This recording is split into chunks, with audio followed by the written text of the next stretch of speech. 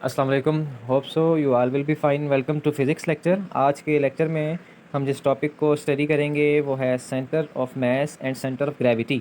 Topic outlines हैं। In this topic we will discuss centre of mass, centre of gravity and centre of gravity of symmetrical objects. So one by one हम इन topics को study करते हैं। सबसे पहले है centre of mass. Centre of मास क्या होता है, इसको आपने गौर से समझना है। Center of mass of a system is such a point where an applied force causes the system to move without rotation. किसी भी बॉडी, किसी भी ऑब्जेक्ट का सेंटर ऑफ मास बेसिकली वो पॉइंट होता है कि जिस पॉइंट पे अगर आप फोर्स लगाए ना, तो वो फोर्स लगाने के नतीजे में वो बॉडी, वो ऑब्जेक्ट उस फोर्स की डायरेक्शन में मूव करे जो आपने उस पर अप्लाई की है, ना कि वो रोटेट करना शुरू कर दे। तो मैं दोबारा एक्सप्लेन करता हूँ। मैंने क्या बताया कि सेंटर ऑफ मास जो है वो किसी ऑब्जेक्ट का, किसी बॉडी का वो पॉइंट होता है कि जिस पॉइंट पे अगर फोर्स लगाएं, लेट्स सपोज ये एक ऑब्जेक्ट है, इसमें ये एक वेट है इसका और मैस है इसका, और एक ये बी दूसरा मैस है, ये लो मैस है, ये ज़्यादा मैस वाला है, अनइक्वल मैस है। तो अब आप अगर लेट्स सपोज अगर यहाँ इस पॉइंट पे फोर्स लगाते हैं, इस पॉइंट पे, तो जब आप यहाँ फोर्स लगाना शुरू करेंगे तो ये इस तरह रोटेट करना शुरू कर देगा। अगर आप इस पॉइंट पे फोर्स लगाते हैं, इधर बी के यहाँ पे, तो यहाँ फोर्स लगाएंगे तो ये इस तरफ को रोटेट करना शुरू हो जाएगा। तो अभी मैंने आपको बताया कि सेंटर ऑफ मास वो पॉइंट होता है कि जहाँ आप फोर्स लगाएं तो वो फोर्स लगाने के नतीजे में बॉडी रोटेट ना करे। तो इसका मतलब ये हुआ कि सेंटर ऑफ मै वो पॉइंट सेंटर ऑफ मास नहीं है कि जहाँ फोर्स लगाने से बॉडी या ऑब्जेक्ट रोटेट कर रही है। मसलन मैंने अगर इस पॉइंट पे फोर्स लगाई थी तो ये रोटेट करना शुरू हो गई थी, और अगर इस पॉइंट पे लगाई थी तब भी रोटेट करना शुरू हो गई थी। तो डैट मीन ये पॉइंट सेंटर ऑफ मास नहीं है। सेंटर ऑफ मास क्या है? वो पॉइंट है कि जहाँ आप फोर्स अप्लाई करें, where and force applied causes the system to move. उस फोर्स लगने की वजह से वो बॉडी, वो सिस्टम, वो ऑब्जेक्ट मूव करे, लेकिन रोटेट ना करे, विदाउट रोटेशन मूव करे। मसलन ये देखें ना, मैं आपको बताता हूँ, ये एक ऑब्जेक्ट है, लेट्स सपोज ये एक ऑब्जेक्ट है। अब आप अगर इस पॉइंट पे फोर्स लगाते हैं तो डेफिनेटली ये इस तरफ को रोटेट करना शुरू हो जाएगा, यानी इस तरफ को इस तरीके से रोटेट करेगा। और अगर आप इस पॉइंट पे फोर्स लगाते हैं तो ये डेफिनेटली इस तरफ को रोटेट करना शुरू हो जाएगा। और अगर आप इसके बिल्कुल सेंटर में फोर्स लगाते हैं तो ये रोटेट नहीं करेगा, बल्कि ये इसी तरह आगे मूव कर जाएगा, यानी आगे रोल हो जाएगा। लेट्स सपोज ये सिलेंडर है, एक सिलेंड्रिकल ऑब्जेक्ट है, तो ये आगे ये रोल हो जाएगा, ये रोटेट नहीं करेगा, बल्कि जिस डायरेक्शन में इसमें फोर्स अप्लाई हुई है उसी डायरेक्शन में ये मूव करेगा। तो ये पॉइंट, ये है इसका सेंटर ऑफ मास। अच्छा, मैं ये भी बता दूं कि ज़रूरी नहीं है कि हर ऑब्जेक्ट का सेंटर ऑफ मास उसके सेंटर में ही हो। सेंटर ऑफ मास ज़रूरी नहीं है कि पॉइंट वो पॉइंट जो सेंटर में है, इससे आपने कंफ्यूज नहीं होना। मैंने इसलिए इसको एक्सप्लेन इस तरह से किया है कि इस बॉडी के केस में centre of mass central point है। हो सकता है बहुत से ऑब्जेक्ट ऐसे हों कि जिनका centre of mass central point ना हो, जैसे कि ये ऑब्जेक्ट है, ये अनइक्वल वेट वाला ऑब्जेक्ट है, यहाँ पे दो डिफरेंट वेट्स हैं, तो इसका जो सेंटर ऑफ मास है ना वो ये ओ पॉइंट है। यहाँ पे आप फोर्स लगाएंगे ना जब, तो ये बिल्कुल सीधा मूव करेगा, रोटेट नहीं करेगा। तो in simple word, centre of मास वो पॉइंट होता है जहां आप फोर्स लगाएं, तो फोर्स लगाने के बाद जो उसके अंदर उस बॉडी में मोशन प्रोड्यूस हो रहा है वो उस फोर्स की डायरेक्शन में हो, ना कि वो रोटेट करना शुरू हो जाए। तो आप किसी भी सिलेंड्रिकल ऑब्जेक्ट को लें, आप इसको देख सकते हैं, उसका centre of mass find out कर सकते हैं। लेट्स सपोज अपना पेन लें, तो पेन के ऊपर आप पहले उसके जो है वो लोअर एंड पे फोर्स लगाना शुरू करें। आप उसको टेबल पर रखें और फिंगर से लोअर एंड के पे उस पर फोर्स लगाना शुरू करें, आगे की तरफ उसको धकेलना शुरू करें, तो रोटेट करेगा, रोटेटरी मोशन की परफॉर्म करेगा। और अगर उसके एक्सट्रीम राइट पे फोर्स लगाएं तब भी, अगर सेंटर पे लगाएंगे तो वो बिल्कुल सीधा आगे रोल करता हुआ जाएगा। तो पेन के केस में या उस सिलेंड्रिकल ऑब्जेक्ट के केस में वो उसका सेंट्रल पॉइंट जिस पे फोर्स लगाई, तो वो बिल्कुल उसी डायरेक्शन में मूव कर रहा है जिस डायरेक्शन में फोर्स लगाई है, तो उसको सेंटर ऑफ मास कहते हैं। सो हम इसी को अब आगे देखते हैं। It is observe that the centre of mass of a system moves as if its entire mass is confined at that point. तो सेंटर ऑफ मास शिफ्ट हो जाता है, एक जगह नहीं रहता। वो मास के लिहाज से होता है कि जहाँ किसी ऑब्जेक्ट का ज़्यादा मास है ना, मैसिव पार्ट है जो उसका, उधर उसका शिफ्ट हो जाता है सेंटर ऑफ मास। जैसा कि इस डायग्राम में आपको नज़र आ रहा है कि यहाँ पे ज़्यादा मास है, तो डेफिनेटली सेंटर ऑफ मास भी इसके करीब होगा। जहाँ मास ज़्यादा है सेंटर ऑफ मास भी उसके करीब होता है। ये बात आपने याद रखनी है। A force applied at such point in a body does not produce any torque. अभी मैंने बताया कि सेंटर ऑफ मास पे जब फोर्स अप्लाई करते हैं तो वहाँ प्रोड्यूस नहीं होता, टॉर्क प्रोड्यूस नहीं होता, टर्निंग इफेक्ट प्रोड्यूस नहीं होता, रोटेशन प्रोड्यूस नहीं होती। Body move in the direction of net force without rotation.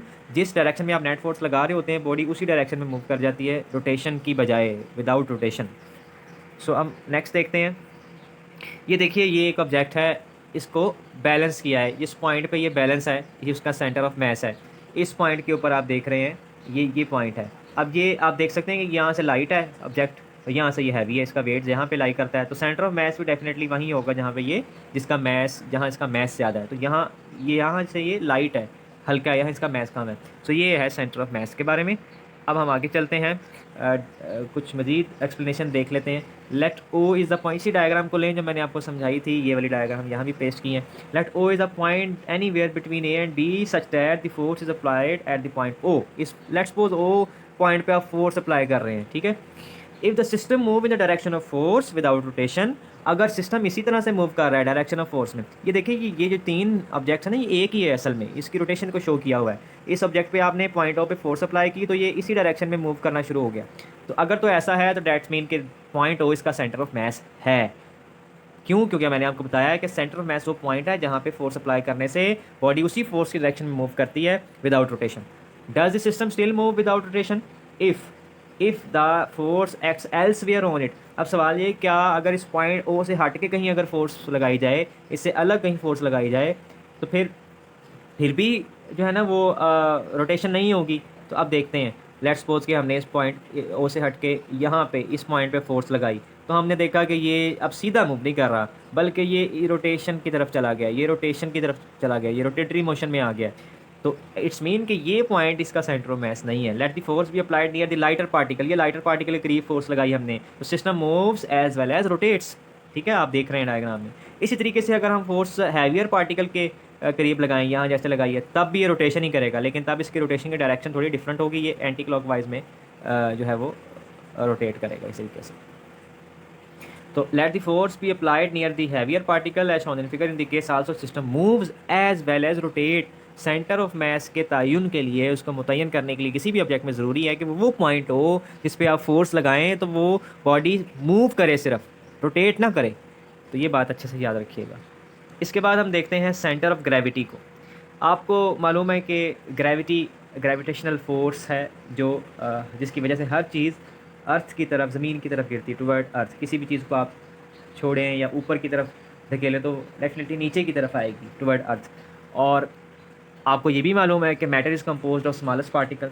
तो मैटर पे जब ग्रेविटेशनल फोर्स अप्लाई होती है तो बेसिकली वो उसके हर पार्टिकल पे अप्लाई हो रही होती है, और हर पार्टिकल पे इस तरह से अप्लाई हो रही होती है कि वो तमाम पार्टिकल्स की, ये जो डायग्राम में आप देख सकते हैं, तमाम पार्टिकल्स की जो है ना वो फोर्स कलेक्टिवली एक पॉइंट से अप्रोच कर रही होती है। उस पॉइंट को हम सेंटर ऑफ ग्रेविटी कहते हैं। यानी वो एक पॉइंट जिस पे तमाम पार्टिकल्स की फोर्स पे लगने वाली फोर्स जो है वो कलेक्टिवली जो है ना वो अप्रोच कर रही है उस पॉइंट से।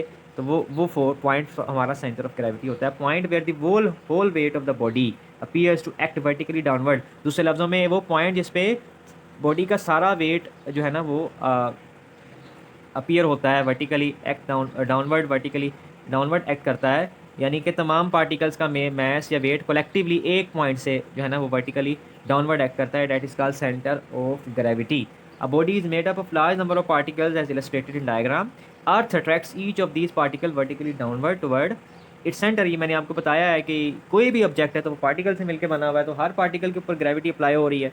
सो the pull of the earth acting on a particle is equal to its weight. जितना उसका वेट है उसी लिहाज से उसके ऊपर पुल भी है ग्रेविटी का। These forces acting on the particle of body are almost parallel. ये सब की सब फोर्सेज पैरेलल होती हैं, हमने चैप्टर में पढ़ा है, क्योंकि इनकी डायरेक्शन सेम होती है और ये लाइक पैरेलल फोर्सेज हैं। The resultant of all these parallel forces is single force. सब फोर्सेस को अगर आप ऐड करते हैं तो वो सिंगल फोर्स बनेगी, और which is equal to the weight of the body. A point where this resultant force acts vertically downward toward the centre of the earth is called centre of gravity of the body. यानी वो point, यानी इस diagram में ये दरमियान वाला point जो है मेंशन किया हुआ है सेंटर ऑफ ग्रेविटी है, कि जहाँ पे तमाम जो फोर्सेस का जो कम्बिनेशन है, रिजल्टेंट है, कलेक्टिवली वो एक्ट कर रही हैं उस पॉइंट से, उसको हम सेंटर ऑफ ग्रेविटी कहते हैं। अब हम कुछ सिमेट्रिकल ऑब्जेक्ट्स की सेंटर ऑफ ग्रेविटी को देखते हैं। सेंटर ऑफ ग्रेविटी भी बेसिकली वो पॉइंट होता है जहाँ पे कोई बॉडी, आप दूसरे लफ्ज़ों में ये कह सकते हैं कि बैलेंस हो जाती है। बैलेंसिंग पॉइंट किसी भी बॉडी का आप कह सकते हैं। सबसे पहले ये सिलेंडर है। इस सिलेंडर को आप देखें अगर, या रोड कह लें, रोड है ये। इस रोड को अगर आप देखें तो इसका जो सेंटर ऑफ ग्रेविटी बिल्कुल इसके सेंटर में, यानी जितना इसके लेफ्ट साइड पे डिस्टेंस है उतना इसके राइट साइड पे है, हाफ ये है और हाफ ये, और सेंटर में ये सेंटर ऑफ ग्रेविटी इसका। इसी तरीके से कुछ ऑब्जेक्ट्स हैं, जैसे ये ऑब्जेक्ट है हमारे पास, स्क्वायर है। इसका सेंटर ऑफ ग्रेविटी या रेक्टेंगुलर शेप भी आप देख सकते हैं इसी तरीके से। इसका सेंटर ऑफ ग्रेविटी कैसे फाइंड करते हैं, डायगोनल्स को ड्रा करेंगे। जब आप दोनों डायगोनल जिस पॉइंट पे इंटरसेक्ट करेंगे that is centre of gravity. इस तरीके से आप रेक्टेंगल का भी centre of gravity find out कर सकते हैं बाय ड्राइंग द डायगोनल्स। ये डायगोनल्स बनाएंगे आप, और जिस पॉइंट पे डायगोनल्स, इस पॉइंट पे जो है ना जी जहाँ लिखा हुआ है, इस पे ये इंटरसेक्ट करते हैं, that is centre of gravity. Circle का सेंटर ऑफ ग्रेविटी कैसे फाइंड आउट करते हैं, सर्कल का पहले डायमीटर ड्रा करना है आपने, और फिर दूसरा डायमीटर ड्रा करना है। तो ये जो डायमीटर है आपने परपेंडिकुलरली ड्रा किया है और दूसरा वर्टिकली ड्रा किया है, वो दोनों जिस पॉइंट पे इंटरसेक्ट कर रहे हैं, that is centre of gravity, capital G. इसी तरीके से आप ट्राइंगल का भी centre of gravity find out कर सकते हैं, इस तरीके से इसमें ड्रा करके जिस पॉइंट पे ये तीनों लाइन इंटरसेक्ट कर रही हैं, ये इसका सेंटर ऑफ ग्रेविटी है। अगेन सर्कल का, सिलेंडर का कैसे करेंगे, सिलेंडर में ऊपर एक सर्कल है, एक नीचे सर्कल है। जिस तरह सर्कल का सेंटर ऑफ ग्रेविटी फाइंड किया था, वैसे उसी तरह से दोनों सर्कल्स का फाइंड आउट कर लेंगे और दोनों के पॉइंट्स को ज्वाइन कर देंगे, और दरमियान में ये लाइन आएगी हमारे पास, जिसमें दरमियान का जो पॉइंट है वो सेंटर ऑफ ग्रेविटी होगा। तो ये डिफरेंट सिमेट्रिकल ऑब्जेक्ट्स हैं जिनका सेंटर ऑफ ग्रेविटी हम इस तरह से फाइंड आउट कर सकते हैं। होते हैं उनका कैसे फाइंड आउट करते हैं, ये हम नेक्स्ट लेक्चर में डिस्कस करेंगे। सो इस लेक्चर को अच्छे से समझिएगा और आपने इन ऑब्जेक्ट्स का centre of gravity find out करना है। Thank you so much.